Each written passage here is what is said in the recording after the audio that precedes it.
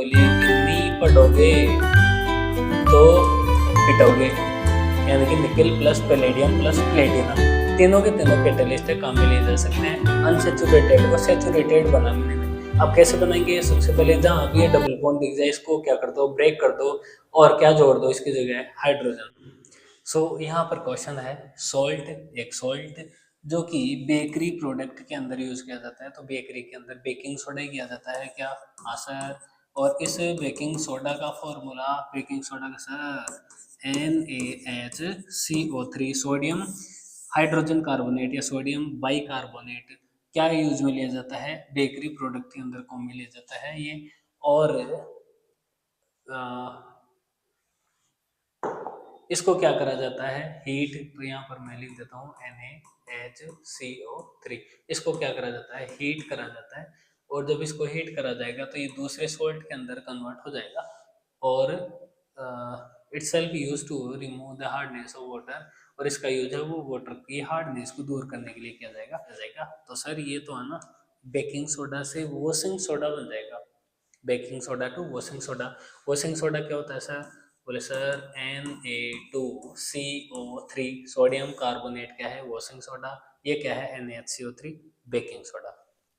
और सी gas C निकलेगी, तो अब आपको यहाँ से है ना गैस सी कौन सी निकलेगी वो देखना है। और गैस सी को जब लाइम वाटर से पास करा जाता है तो ये मिल्की कर देती है। तो क्या CO2 होती है क्या सी, जो कि क्या कर देती है? इसको मिल्की बना देती है, दूधिया कलर दे देती है।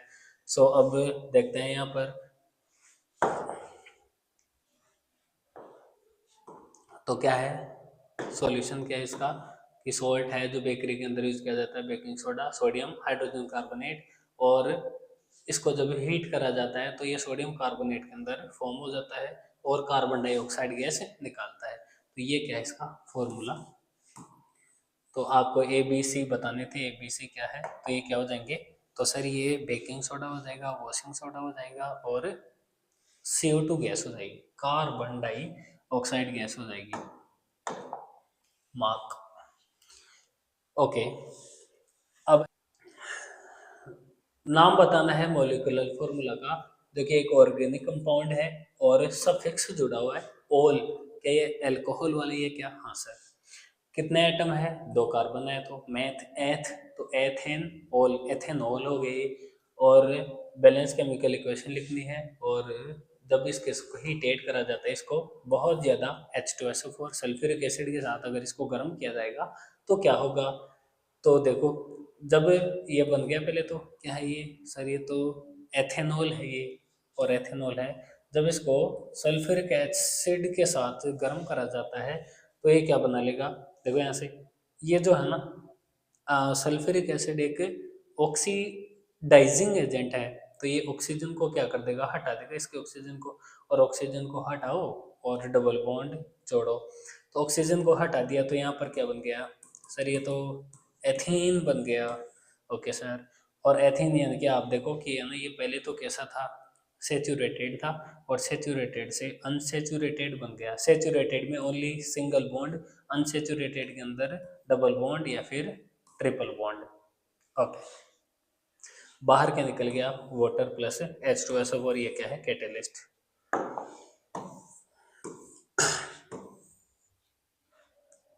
अब क्वेश्चन है कि इक्वाल है ना, वो एक लश्चर डाइवेलेंट। डाइवेलेंट क्या होता है सर? तो डाइवेलेंट आप देखो कि ऐसे मेटल जिनके ऊपर +2 चार्ज आता है, और वो कौन कौन सी थी? वो तो थी बेटा, मांगे, कार, स्कूटर, बाप, राजी या रोए। बेटा मांगे, कार, स्कूटर, बाप, राजी। सबके क्या थी? +2 वैलेंस से थी। मैग्नीशियम +2, कैल्शियम +2, स्ट्रॉन्शियम +2, बेरियम +2 और रेडियम +2। रेडियम क्या है यहाँ पर? रेडियम तो क्या है? रेडियम एक रेडियो एक्टिव मेटल है। Okay sir. तो अभी हमने बात करी है कि इकबाल ने क्या लिया है। इकबाल ने एक लश्कर यानी चमकने वाली डाई वैलेंट मेटल ली है। और उस डाई वैलेंट मेटल के अंदर मान लीजिए कि हमने ये क्या ले ली है? एक मेटल ले ली है। Okay sir. और इसको सोडियम हाइड्रोक्साइड के साथ क्या करवा दी? रिएक्शन करवा दी। तो क्या हुआ? अभी मेटल प्लस बेस और मेटल प्लस बेस जब जब मिलेंगी तो हमेशा क्या प्रोड्यूस होगा, salt plus hydrogen. Metal plus base, salt plus hydrogen. अगर यहाँ पर मेटल ऑक्साइड कर देता हूँ, मेटल ऑक्साइड की बेस या एसिड के साथ रिएक्शन, तो ये ऑक्सीजन है वो हाइड्रोजन के जुड़ जाएगा और वाटर बना देगा। लेकिन अभी क्या देख रहे हैं हम, metal plus base, salt plus hydrogen. तो बबल्स है ना वो क्या निकल रहे हैं, तो हाइड्रोजन की बबल्स निकलते हैं। हमेशा पॉप पॉप का साउंड आता है जब जलती हुई हम कैंडल इसके पास लेकर जाते हैं। तो ऐसे ही सेम रिएक्शन है ना, अगर हम किसके साथ कराएंगे, HCl के साथ, तो ये क्या है, मेटल है प्लस एसिड, तो सेम टू सेम हो जाएगा क्या कि सोल्ट प्लस हाइड्रोजन गैस। तो उसने क्या करा, produce the right chemical equation both of equation. तो ये क्या हो गई इक्वेशन, मेटल और क्या हुआ यहाँ पर बेस, तो ये सोल्ट प्लस हाइड्रोजन, यहाँ पर भी मेटल प्लस बेस तो भी सोल्ट प्लस हाइड्रोजन। लेकिन एक जगह है ना, जैसे अगर ये मेटल है, जब ये बेस के साथ मिलेगी तो बेस जैसे सोडियम मेटल ही है, तो यहाँ पर सोडियम जिंकेट, अगर मेटल जिंक ले ले तो सोडियम जिंकेट बन जाएगा Na2 ZnO2। क्या है ये, सोडियम जिंकेट, सोडियम जिंकेट। तो हमने याद क्या रखना है यहाँ पर कि अगर कोई भी मेटल है, लश्यर है, और अगर वो एसिड से रिएक्शन करे चाहे बेस से रिएक्शन करे, दोनों जगह क्या प्रोड्यूस होगा, salt plus hydrogen. Metal oxide की रिएक्शन अगर एसिड के साथ कराए तो सॉल्ट प्लस वाटर। अगर मेटल कार्बोनेट की रिएक्शन अगर एसिड के साथ कराए तो मेटल कार्बोनेट एसिड के साथ मिलकर salt plus carbon dioxide plus water. Okay sir, बहुत ज़्यादा आसान है तो।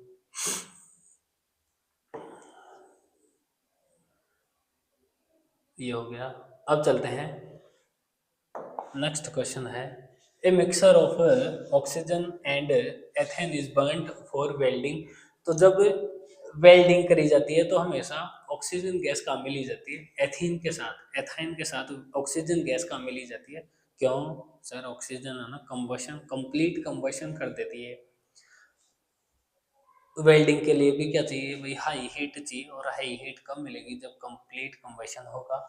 Can you tell why a mixture of ethyne and air is not. तो एयर के अंदर है ना, ये ऐसे क्वेश्चन ऐसे बोल रहा है कि हमेशा वेल्डिंग के लिए ऑक्सीजन प्लस एथाइन काम में ली जाती है, कभी भी एथाइन और एयर काम में नहीं ली जाती। तो एयर के अंदर तो है ना, ऑक्सीजन तो सेकेंडरी नंबर पर होती है, सबसे ज्यादा नाइट्रोजन होती है जो कि कंबशन करने के लिए काम में नहीं ली जाती। अगर एयर के साथ अगर हम एथाइन को जलाएंगे तो काफी ज्यादा है ना, वहां पर स्मोक प्रोड्यूस होगा, धुआं निकलेगा। क्यों, क्योंकि एथाइन का इनकम्प्लीट कंबशन हो रहा है। ये कह रहा है कि ये पॉसिबल नहीं है कि हम बिना ऑक्सीजन मिक्स करें इसको हाई टेम्परेचर पर ले आए। हाई टेम्परेचर तभी होगा एथीन का कंप्लीट कंबशन होगा, तभी हाई टेम्परेचर हो पाएगा, और वो ऑक्सीजन की प्रेजेंस के अंदर ही पॉसिबल है। और यही रीजन है कि एथाइन के अंदर ऑक्सीजन ही मिक्स करी जाती है, एयर मिक्स नहीं करी जाती। ओके सर, काफी ज्यादा आसान था ये तो। अब है next question, when hydrogen is passed over copper. तो ये क्या है सर, हाइड्रोजन है ये, और ये किस में से गुजारी जा रही है, बोले सर ये तो copper and steam are formed. तो कॉपर ऑक्साइड है ना, CuO कैसे बना, कॉपर के ऊपर +2 Cu-2, तो कॉपर ऑक्साइड बन गई। और स्टीम जनरेट होती है, यानी क्या होती है, ये लो स्टीम निकल गई, और क्या बना, कॉपर ऑक्साइड, कॉपर और बन गया। ठीक है, यानी कि इसको स्टीम को क्या बोला जा सकता है, वाटर। ठीक है सर। और अब हमने क्या करना है, बैलेंस्ड इक्वेशन लिखनी है, और बैलेंस करेंगे तो हाइड्रोजन एक है, यहाँ पर हाइड्रोजन दो है, कॉपर एक है, कॉपर एक ही है, ऑक्सीजन एक ही है, ये बैलेंस हो चुकी है। अब क्या करना है, हमें एलिमेंट लिखना है इसके अंदर। तो एलिमेंट कौन से होते हैं, एलिमेंट जो पीरियोडिक टेबल के अंदर पाए जाते हैं। तो पीरियोडिक टेबल के अंदर एलिमेंट मेटल, नॉन मेटल और मेटेलॉइड्स की फॉर्म में पाए जाते हैं। तो एलिमेंट कौन कौन से दिख रहे हैं यहाँ पर, ये रहा सर हाइड्रोजन, और ये रहा कॉपर। तो हाइड्रोजन प्लस कॉपर क्या हो जाएंगे यहाँ पर, H2 प्लस Cu, ये दोनों के दोनों क्या है, एलिमेंट है। कंपाउंड जब दो एलिमेंट मिल जाते हैं, जब दो एलिमेंट मिल जाते हैं, जब दो एलिमेंट मिल जाते हैं तो क्या बन जाता है, कंपाउंड। तो आप देखो यहाँ पर CuO, कॉपर और ऑक्सीजन मिले थे, कॉपर ऑक्साइड क्या है, कंपाउंड है, ये कंपाउंड है। और यहाँ पर ये वाटर है, स्टीम भी क्या है, एक कंपाउंड है। Okay sir. रिएक्टेंट्स, तो रिएक्टेंट्स ये जो एरो मार्क है इसके लेफ्ट हैंड साइड वाले सारे सारे क्या है, रिएक्टेंट है। तो हाइड्रोजन प्लस कॉपर ऑक्साइड क्या हो गए, रिएक्टेंट हो गए। प्रोडक्ट जो इस एरो मार्क के राइट साइड में होते हैं वो सारे प्रोडक्ट हो गए। तो स्टीम और कॉपर क्या हो गया, प्रोडक्ट हो गया। मेटल, तो मेटल क्या हो गई, यह हाइड्रोजन तो नॉन मेटल है, और यहाँ पर एक ही मेटल दिख रही है, वो कौन सी है, कार्बन, कॉपर, सॉरी कार्बन का नाम आ गया, कॉपर क्या है यहाँ पर मेटल है।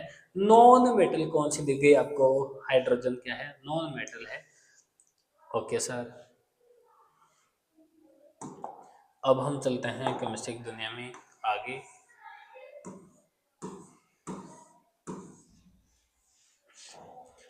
अब हम देखेंगे नेक्स्ट क्वेश्चन जो कि है गिव एक रिएक्शन, वो रिएक्शन देनी है कौन सी, हाइड्रोजनेशन, यानी कि हमें क्या करना है, हाइड्रोजन ऐड करना है अनसेचुरेटेड कार्बन कंपाउंड के अंदर। अनसेचुरेटेड सर या तो डबल बॉन्ड होगा या फिर ट्रिपल बॉन्ड होगा, तो इसमें हाइड्रोजन ऐड करनी है। तो सबसे पहले क्या ले लेंगे, डबल बॉन्ड वाला CH2, CH2 हो गया कि एथिन हो गया, डबल बॉन्ड है इसमें।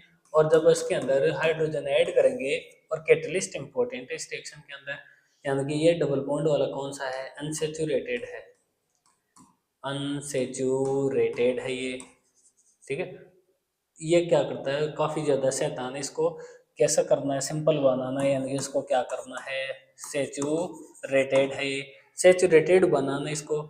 और ये पढ़ता लिखता भी नहीं है, तो मैंने इसको एक बात बोली कि नी पढ़ोगे तो पिटोगे, यानी कि nickel plus palladium plus platinum, तीनों के तीनों कैटलिस्ट है, काम में लिए जा सकते हैं अनसेचुरेटेड को सेचुरेटेड बनाने में। अब कैसे बनाएंगे, सबसे पहले जहाँ भी ये डबल बॉन्ड दिख जाए इसको क्या कर दो, ब्रेक कर दो, और क्या जोड़ दो इसकी जगह, हाइड्रोजन। तो क्या जुड़ जाएगा सर, CH3, और ये क्या हो गया, मैथ एथ, यानी कि ये एथेन हो गया सर। ओके सर, पहले क्या था, एथीन था, अब एथेन बन गया। अब आप ध्यान दो कि ऐसा करने का रीजन क्या रहा। तो आप देखो कि हमारे पास वेजिटेबल ऑयल थे, और एक तरफ कौन से थे, वनस्पति ऑयल थे, वेजिटेबल ऑयल और वनस्पति ऑयल। तो यहाँ पर ये बता रखा है कि इंडस्ट्रियल एप्लीकेशन क्या है इस रिएक्शन का, तो हाइड्रोजनेशन ऑफ वेजिटेबल ऑयल, यानी कि वेजिटेबल ऑयल का क्या कर देना, हाइड्रोजनेशन। वेजिटेबल ऑयल कौन सा था सर, वेजिटेबल ऑयल वो था जो अनसेचुरेटेड था, और इसको हमने हाइड्रोजनेशन करके कैसा कर लिया है, सेचुरेटेड कर लिया है।